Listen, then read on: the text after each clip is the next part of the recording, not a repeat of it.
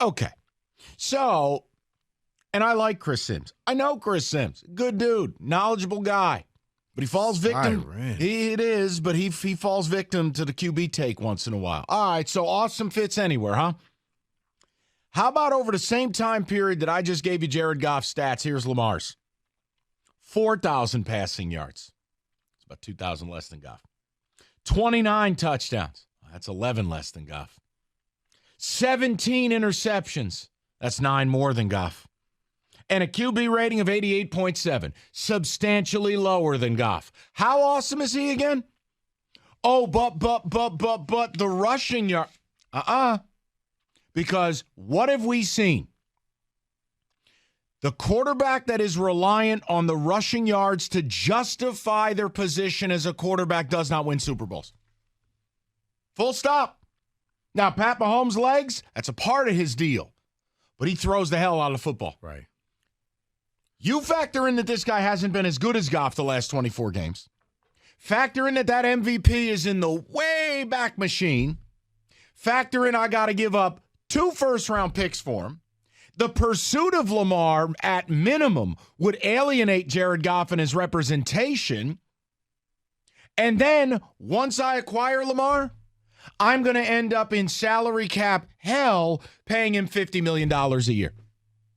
So here's what we're going to do. I'm going to let Rico do whatever he wants till 6, and I'm getting up out of here. Because this is cockamamie.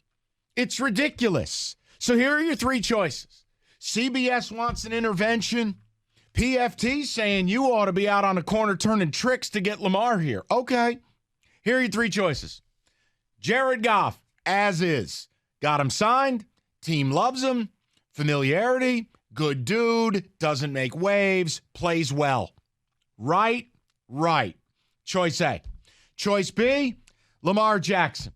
You, Chris Sims, and CBS, you sit down, you have the intervention with Uncle Tommy. Uncle Tommy, you're a drunk. Get in the conversion van, go to rehab. Or choice C. It's all fugazi, and we just take a quarterback at 6. Plant your flag, because I don't want to keep doing this, but the world continues to want to have Jeff Van Vonderen continues to show up at Rotunda Drive at 222 Rodwood Circle. And they just keep saying you have a problem. Here's why you have a problem. Here's why it's perceived as a problem.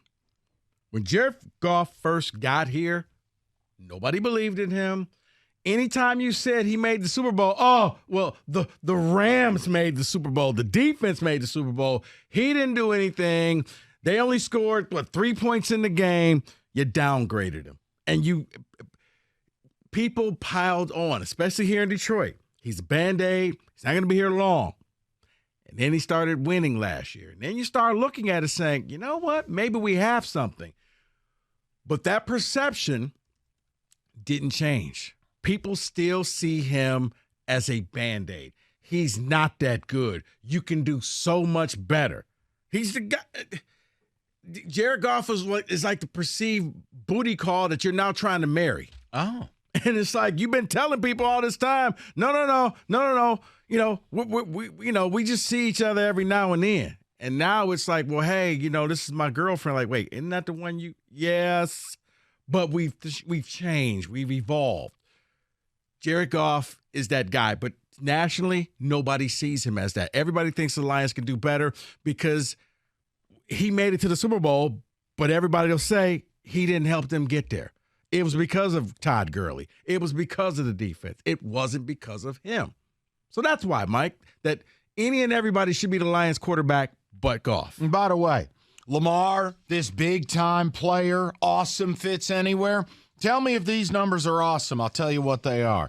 55% completion rate, 3 touchdowns, 5 picks, and a grand total in 4 games of 800 yards passing. That's Lamar's career in the playoffs. 55% completion rate, 3 touchdowns, 5 picks. Awesome fits anywhere, huh? The other guy's been to a Super Bowl. A Super Bowl. But we downgraded that Super Bowl. Not just Detroiters. Everybody said yeah, it's Jared Goff, and he's done. He was toast. He's not going to be that good. So you're going to use those draft picks and go get another quarterback until all of a sudden the light clicked on, and last year he stopped turning the ball over. He started moving the team down the field. I think they finished the year as a top 5 offense, but people can't get rid of the stigma that is Jared Goff. He gets no respect. 248-539-9797. I don't want to do it. But I'll be damned. They showed up at Aunt Sue's house again saying she's got a coke problem. They're telling us we need to get in the conversion van. They want Brad Holmes on that airplane and the soft music's playing and they say, "Oh, he went to Shady Acres for 6 weeks. He got himself a QB." I don't think we have a quarterback problem. Might I add another twist to this? Sure. Maybe, and I was telling David this, maybe we really need to give Brad Holmes a lot of credit, Mike. Maybe Brad Holmes learned how to play the game. And maybe okay, in the era of misinformation, Brad Holmes is leaking this stuff out. He didn't? Think about it. There's no backup QB. Goff doesn't have a long-term deal. They came out and said, he's our guy, but he ain't really our guy, but he's our guy. And everybody keeps saying quarterback, quarterback, quarterback, to maybe the Lions are trying to parlay that number 6 pick into getting a desperate team to thinking, oh, Detroit's going to take Anthony Richardson. We better jump in there and make a trade with them to keep him from going there. Just a thought. So again, here's the Lamar Goff comparison. Why are we doing this? Because apparently CBS says we have to. Pro Football Talk says we got a problem.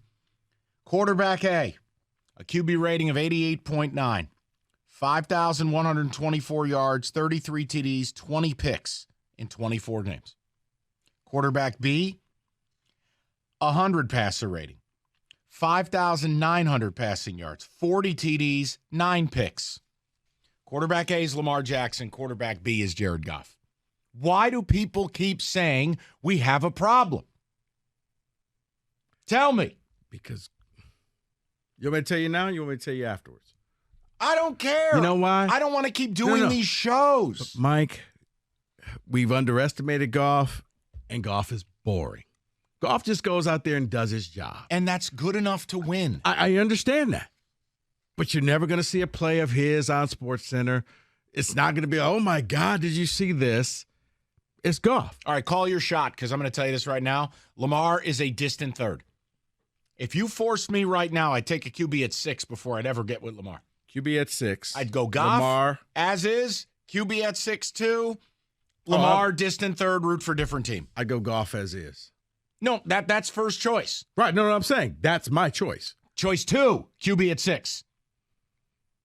The last thing on the board for me would be giving up 2 first-round picks and $250 million for Lamar Jackson. It has nothing to do with his skills, guys. It's about the cost. No, it has everything to do with his skills on this side of the table. Well, and this side of the table, you're going to be crippling your franchise for a little bit of sizzle. And trust me, in the end, we're going to be looking at Lamar Jackson the same way we look at Miggy down at Comerica Park. I can't believe they signed this deal. He's in the best shape of his life this spring training. He always is. BitBits. Hashtag BitBits. Perfect. 248-539-9797.